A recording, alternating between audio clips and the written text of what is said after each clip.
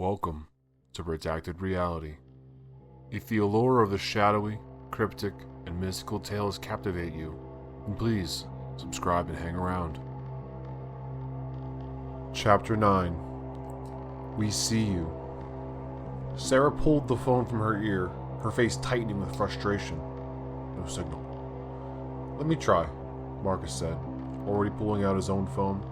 He held it up towards the sky, moving it in small circles as if that might conjure reception from thin air.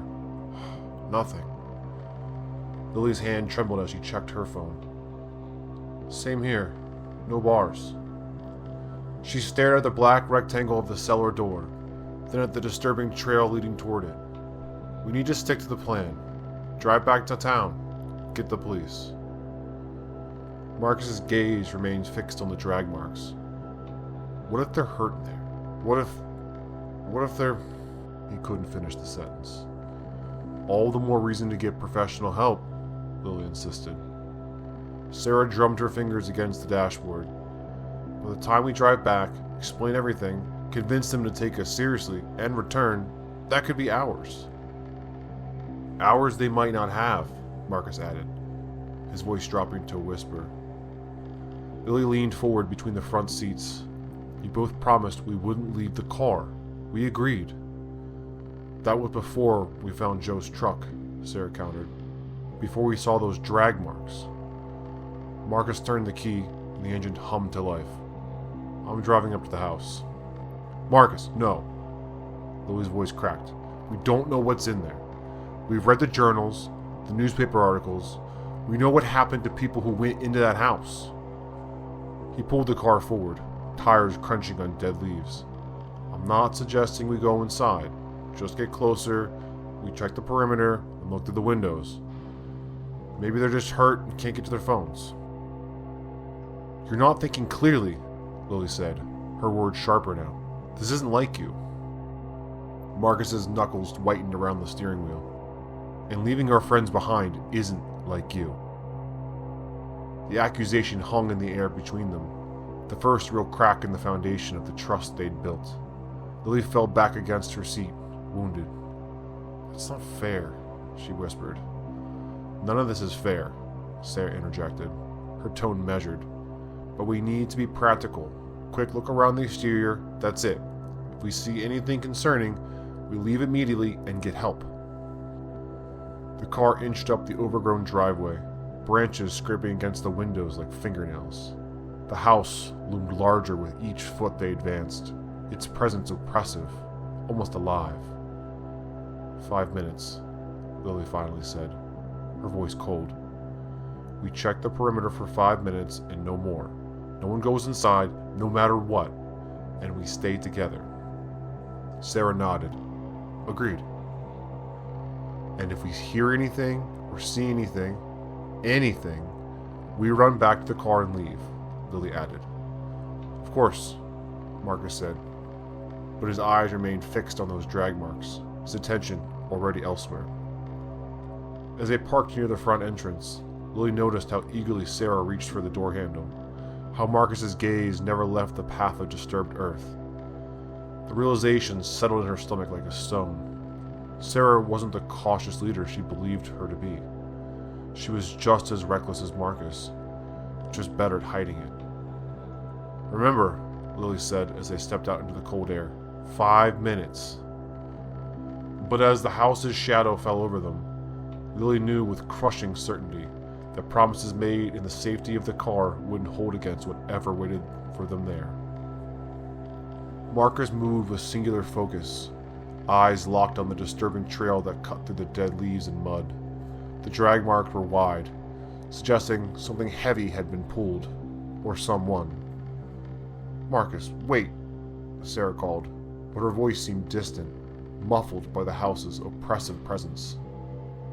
He barely registered Lily's sharp intake of breath behind him, or her urgent whisper. "This isn't the plan. We agreed to stay together." The drag marks led straight to a side entrance, its door hanging ajar, like a mouth waiting to swallow them whole. Logic screamed at him to stop, to reconsider, to remember everything they'd learned about this place. but concern for the missing friends overrode his better judgment. "Joe? Ellie?" he called out, pushing the creaking door wider. The smell hit him first, metallic and sweet, the unmistakable scent of blood mixed with something putrid. Marcus stepped inside, his shoes sticking slightly to the floorboards. The drag marks continued, glistening wetly in the dim light filtering through grimy windows. "Marcus, get back here now!" Sarah hissed from the doorway, unwilling to cross the threshold. He moved deeper into what appeared to be a kitchen, following the crimson trail to another doorway. Through it, he could see wooden stairs descending into darkness. "I'm just going to check." The sound came from above, a heavy thud followed by the distinct creak of rope under tension. Marcus looked up. Suspended from the exposed rafters was a mutilated deer hanging upside down from a thick rope. Its throat had been cut, allowing the last of its blood to drip into a copper basin below. But it was the carvings that made Marcus's stomach lurch, intricate symbols carved into the animal's flesh. "Oh God," he whispered, backing away. The carvings pulsed slightly, as if the flesh around them was still alive despite the animal's dead eyes. Marcus felt the air grow colder, heavier with each breath. "Someone moved it here from somewhere out in front of the house," he said, his voice barely audible. "Someone's been here recently. The tracks are very fresh." The realization hit him like a physical blow. The drag marks weren't from their friends being pulled into the house. They were from this ritual, this offering, and whoever had performed it might still be here. A door slammed somewhere deep in the house, followed by the unmistakable sound of footsteps overhead. "We need to go," Marcus said, finally heeding the fear that clawed at his insides. "Now!" Marcus burst through the doorway, eyes wide with terror.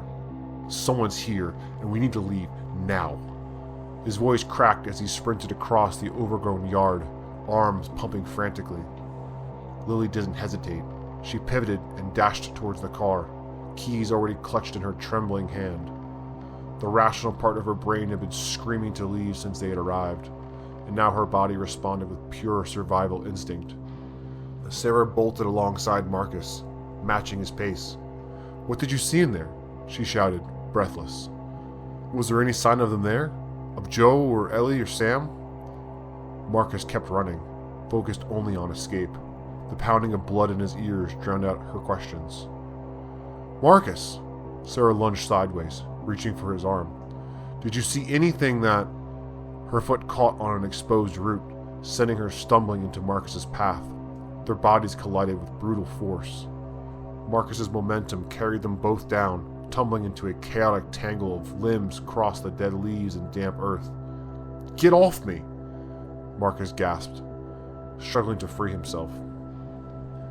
Sarah's leg was hooked over his hip, her arm pinned beneath his shoulder. Every movement to separate themselves only seemed to entangle them further. She rolled, trying to gain leverage, pressing against him as they writhed on the ground. "But Jack's caught on something," Sarah grunted, arching her back as she tried to pull free. Lily froze halfway to the car, turning back at the commotion. What she saw burned into her mind with terrible clarity. Sarah and Marcus on the ground, bodies pressed together, moving against each other with desperate intensity.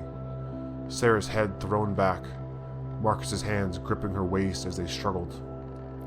Something dark and poisonous unfurled in Lily's chest. The seed of distrust that had been planted earlier now bloomed into full-fledged jealousy, choking her like invasive vines. Had their fall been an accident? Or had Sarah engineered this moment of intimacy amid the chaos? "Lily, help us!" Sarah called, finally untangling her arm from Marcus's jacket. But Lily stood paralyzed, watching them through new eyes, every shared glance between Sarah and Marcus that she dismissed before, every private conversation, every time they'd side with each other in group decisions, all of it reconfigured in her mind as evidence of something more. "Lily!" Marcus shouted, Finally breaking free and scrambling to his feet, he extended a hand to Sarah, pulling her up in one swift motion. Lily's hand tightened around the car keys, her mind clouded by suspicion as dark as the house looming behind them. Lily's hands shook as she jammed the keys into the ignition. The engine roared to life, drowning out Marcus and Sarah's shouts as they scrambled towards the car. Their betrayal burned in her chest, mingling with thoughts of primal fear that had wrapped itself around her spine since they'd arrived at this godforsaken place. "We had a deal," she hissed through clenched teeth. 5 minutes. No one goes inside." Through the windshield, she watched them untangle themselves from the ground, their bodies pressed together in what her jealousy-warped mind saw as intimacy disguised as accident. They'd broken their promise about staying in the car. They'd ignored her warnings, and now they wanted her help? Marcus's face appeared at the passenger window, palm slapping against the glass. "Lily, what are you doing? Open the door!" Sarah reached the driver's side, yanking at the locked handle. "Lily, there's something in there. We need to go." Their voices became muffled background noise as a single, clarifying thought crystallized in Lily's mind. They deserved whatever happened to them, but she didn't. She would escape, survive, and then she would find Joe, Sam, and Ellie, the ones who actually mattered. With a decisive motion, Lily slammed the transmission into drive. The tires spun against dead leaves and mud as she cranked the steering wheel hard, executing a wild half-circle turn that pointed the car back towards the driveway and freedom. Marcus stumbled backwards, nearly falling again. Lily's mouth performed a perfect O of disbelief. "I'm sorry," Lily whispered, though she wasn't. Not really. She floored the accelerator. The car lurched forward, kicking up dirt and gravel as it shot down the overgrown driveway. In the rearview mirror, Marcus and Sarah grew smaller, their expressions morphing from shock to panic as they realized they'd been abandoned. The house loomed behind them, its windows like dead eyes watching her escape. Lily gripped the steering wheel tighter, refusing to look back again. They'd figure it out. They'd run. They'd be fine. Branches scraped against the side of the car like skeletal fingers trying to hold her back. The driveway seemed longer now, stretching impossibly as if the property itself resisted her departure. Lily pushed the gas pedal harder, willing the car to move faster. Almost there, she panted, spotting the end of the driveway where it met the township road. Safety, normalcy, escape. Marcus and Sarah had finally collected themselves, sprinting down the driveway after her, but they were too late, too slow.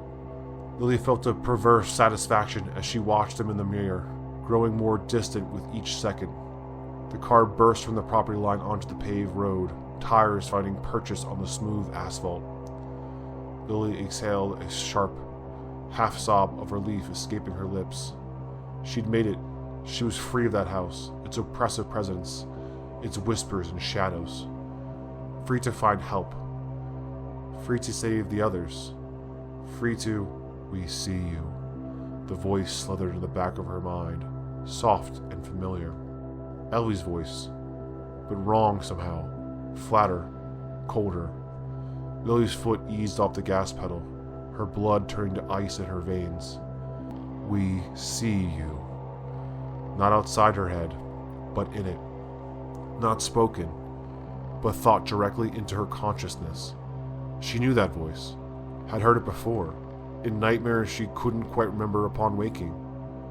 The car slowed as Lily's muscles tensed, her entire body rejecting what she was hearing. In the rearview mirror, the house still watched, patient and hungry. Marcus and Sarah had reached the edge of the driveway, their figures small but determined.